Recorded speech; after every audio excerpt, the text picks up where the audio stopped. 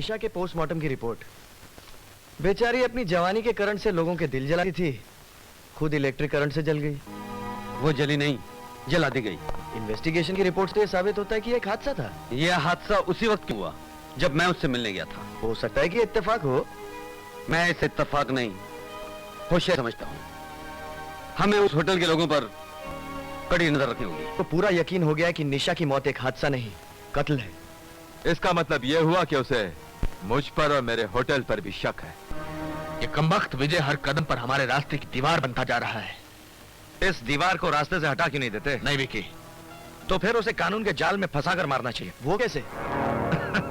नेता का बेटा हूं, ऐसी नीति चलूंगा कि ना सिर्फ उसकी वर्दी उतरेगी बल्कि आरती भी उससे नफरत करने लगेगी।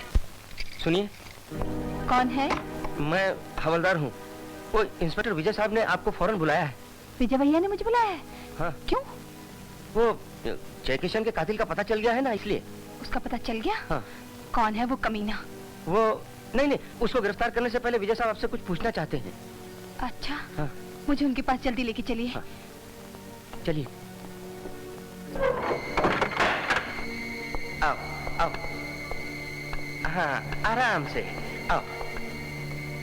हाँ, आ गई अपनी मंजिल आशा। ये पुलिस स्टेशन है? अरे ये ऐसा स्टेशन है जहाँ से तुम्हारी जिंदगी का एक नया सफर शुरू होगा। मतलब? अरे मतलब क्या है कि आज से तुम्हारे भाग खुल गए। झोपड़ी की जगह छत, चारपाई की जगह मसारी और अंधेरे की जगह उजाले उजाले मिलेंगे। मैं समझी नहीं। अरे बड़ी भोली है रे तू। अपने वो विजय साहब है ना, इंस्पेक्टर विजय, वो तुम पर मर मिटे हैं। हवलदार साहब। अरे नाराज क्यों होती हो? तुम्हें तो खुश होना चाहिए। तुम्हारी कोई बहन होगी, उसे ये खुशी दिला दो। अरे जाती कहाँ हो?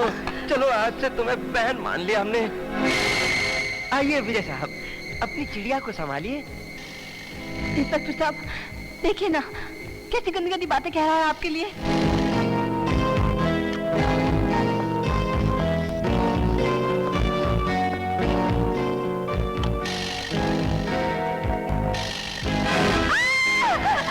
विजय साहब, ये क्या कर रहे हैं? विजय साहब, छोड़ दीजिए मुझे। अरे भागती कहाँ है रे तू?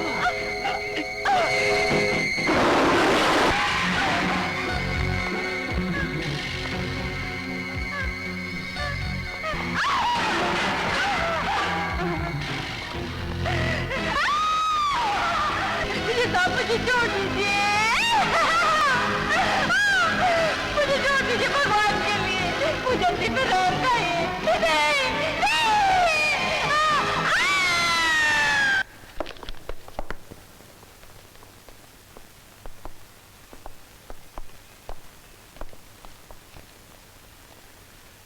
अरे आओ राकेश, आओ। बहुत अच्छे मौके पर आए हो। लो चाय पियो। मैंने अपने हाथों से बनाई है, बहुत कम लोगों को नसीब होती है। मैं चाय पीने नहीं आया हूँ, तुम्हारे लिए हथकड़ी लाया हूँ। हथकड़ी? ये रहा तुम्हारी गिरफ्तारी का वारंट। मेरा जुर्म क्या है? तुमने जैकी की बहन आशा का बलात्कार किया है। तुम्हारा दिमाग तो खराब नहीं हो गया? आई एम सॉरी विजय, ये वारंट मैंने नहीं, ऊपर वाले साहब ने इशू किया है और मुझे पूरी उम्मीद है कि तुम कानून के खिलाफ जाने की कोई कोशिश नहीं करोगे। मैं कानून का रखला हूं। कानून के हर ऑर्डर को मानना मेरा धर्म है, चाहे वो मेरे खिलाफ क्यों ना हो। 16 जनवरी की शाम 5 बजे अंधी आशा रोती हुई पुलिस स्टेशन में आई। उसने बताया कि डायस के गोडाउन में इंस्पेक्टर विजय ने उसके साथ बलात्कार किया। मैंने उसका मेडिकल चेकअप करवाया, जिसकी रिपोर्ट से यह जाहिर हुआ कि उसकी बात सच है। मैं हवलदार चरणजीत के साथ उस गोडाउन में गया। वहां आशा की फटी हुई साड़ी मिली। उसके अलावा विजय के वर्दी के बैजेस भी मिले, जो हाथापाई के दौरान आशा के हाथ से टूटकर वहां गिरे थे। इस बात का क्या सबूत है जो बैजेस मिले हैं वो विजय की वर्दी के हैं? विजय की गिरफ्तारी के वक्त मैंने उसकी वर्दी भी जब्त की थी, उसमें बैजेस नहीं थे। जिस वक्त आप मुझे गिरफ्तार करने आए, ना ही आपने बैजेस का जिक्र किया, ना ही आपने मुझे मेरी वर्दी दिखाई। एक ऑफिसर होने के नाते मेरा फर्ज है अदालत के सामने सबूत पेश करना, मुजरिम के सामने नहीं। अगर मैं कहूं कि मेरी वर्दी के बैजेस मुझे गिरफ्तार करने के बाद निकाले गए, तो मैं ऐसा क्यों करूंगा विजय? मेरी तुमसे कोई जाती दुश्मनी तो नहीं है? बात दुश्मनी की नहीं, सबूत की होती है मिस्टर राकेश। अदालत विजय के बारे में छुपे हुए सच को साफ देख चुकी है। बैजेस का निकलना कोई ठोस सबूत नहीं है। सिर्फ बैजेस नहीं ऑनर, इंस्पेक्टर की कही हुई हर बात एक अंदाजा है, सबूत नहीं। इन्होंने कहा कि आशा के साथ गोडाउन में बलात्कार हुआ। क्या इनके पास एक भी चश्मदीद गवाह है जिसने मुझे वहां देखा हो? मेडिकल टेस्ट से साबित होना कि आशा के साथ बलात्कार हुआ, यह तो साबित नहीं करता कि ये घिनौना काम मैंने किया हो। मैं कहती हूँ तुमने किया है। तुमने मेरी इज्जत लूटी है, तुमने मेरे साथ अपना मुकाबला किया है। तुम कानून के रखवाले नहीं, कानून के सबसे बड़े मुजरिम हो। तुम्हें कानून की वर्दी पहनने का कोई अधिकार नहीं। तुम एक दाव हो इस देश की पुलिस के नाम पर। तुम पुलिस वाले हो, सबूतों को उल्टा सीधा करके बच जाओगे, लेकिन मुझे अंधी की लाचारी, मेरी हाय तुम्हें कहीं नहीं छोड़ेगी। कीड़े पड़ेंगे तुम्हारे शरीर में विजय, कीड़े पड़ेंगे।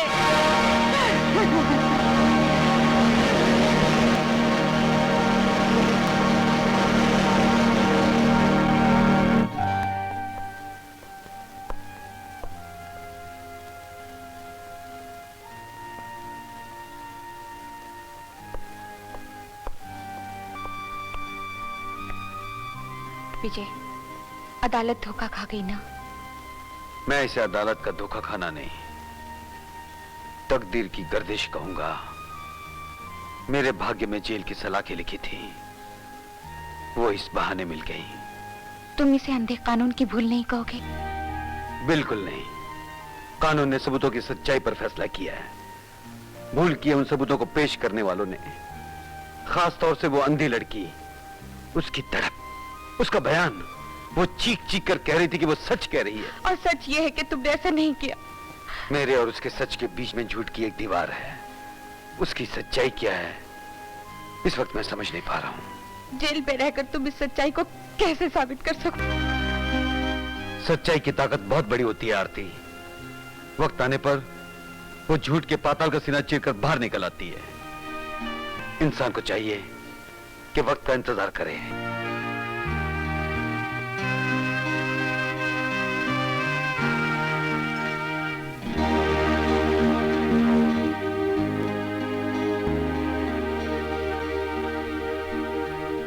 ये क्या है? जिस वक्त पर तुम्हें इतना भरोड़ा है, उसका इंतजार करने का ये मेरा सहारा है।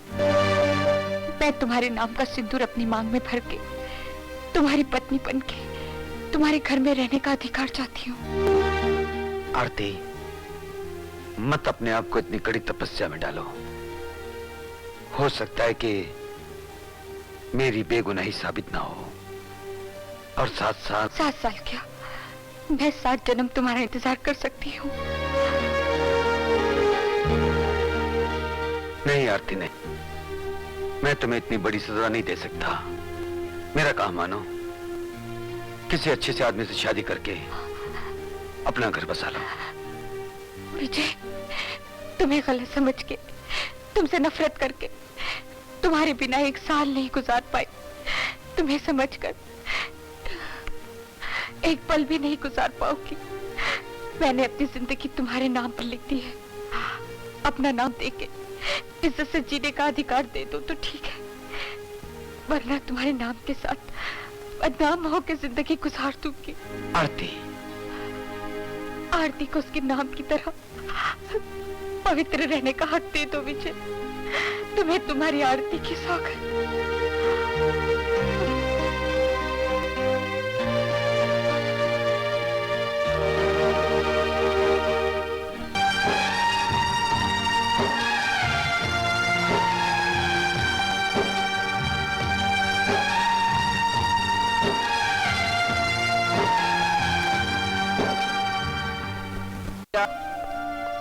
भैया,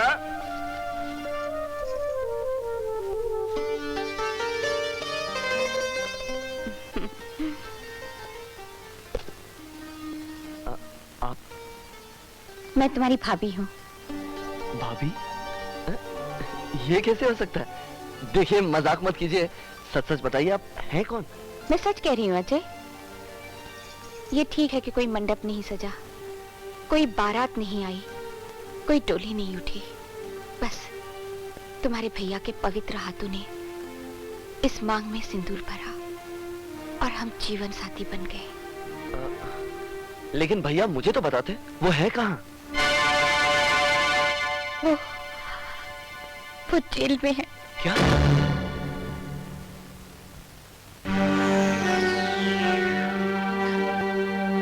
तुम्हारे एग्जाम चल रहे थे, पढ़ाई में तुम्हें डिस्टर्ब ना हो इसलिए तुम्हें कुछ नहीं बताया गया। भाभी, भैया जैसे सच्चे इंसान के साथ जो कुछ भी हुआ है वो आज के भ्रष्टाचार के जमाने में कोई नई बात नहीं, लेकिन आपने जो किया वो सत्युग की सीता तो कर सकती थी, कोई कलयुग की नारी ऐसा करेगी ये मैं सोच भी नहीं सकता था। आप सचमुच महान हो भाभी। अरे ये क्या कर रहे हैं अजय? इन पवित्र चरणों की सौगंध भाभी, तुम्हारे और भैया के इस वनवास को तुम्हारा देवर खत्म करेगा। ये वनवास नहीं, एक किस्म का इम्तिहान है, कानून और वर्दी का। किस कानून, किस वर्दी का? उसका जिसकी इज्जत की आप कस्में खाते थे, जिसके लिए हमारे पुरखों ने अपनी जानें दे दी और जिसके बदले में आपको मिली है जेल की सलाखें, बदनामी, सजा। ग्रहण का दाग तो चांद और सूरज को भी सहना पड़ता है। हम तो इंसान हैं, तकलीफों पर मुस्कुराना इंसान की शान है अजय। कुदरत की दी हुई तकलीफ पर मुस्कुराना तो इंसान की शान होती है, लेकिन इंसान की दी हुई तकलीफ पर नहीं। भैया मुझे सिर्फ उन लोगों का नाम बताइए जिनकी वजह से आपको सजा हुई है, मैं उन कुत्तों को सच कहने पर मजबूर कर दूंगा और खुद सजा का हकदार बन जाएगा। अगर तूने गैर कानूनी ढंग से सच को उगलवाने की कोशिश की तो तू कानून का मुजरिम कहलाएगा। और बोलो, जिन्होंने कानून की कमजोरियों का नाजायज फायदा उठाकर आपको मुजरिम बना दिया, उनका? ये उनकी वक्ती जीत कह सकते हो, लेकिन उनका अंजाम अच्छा नहीं होगा। इस वक्त तो मुझे आपका, मेरा और आपके नाम का सिंदूर मांग में भरकर बैठी हुई भाभी का अंजाम बुरा नजर आ रहा है।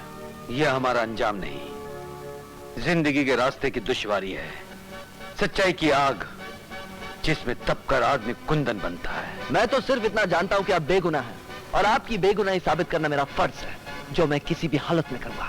मुझे सिर्फ उनके बारे में आप कुछ बता सकते हैं? इसके लिए तुझे मेरी एक शर्त माननी पड़ेगी, अपने शरीर पर पुलिस की वर्दी पहननी पड़ेगी। भैया तेरा फर्ज है मेरी बेगुनाही साबित करना और मेरा फर्ज है तुझे सही रास्ता दिखाना। अगर तू अपना फर्ज निभाना चाहता है तो तुझे मेरे बताए हुए रास्ते पर चलना पड़ेगा।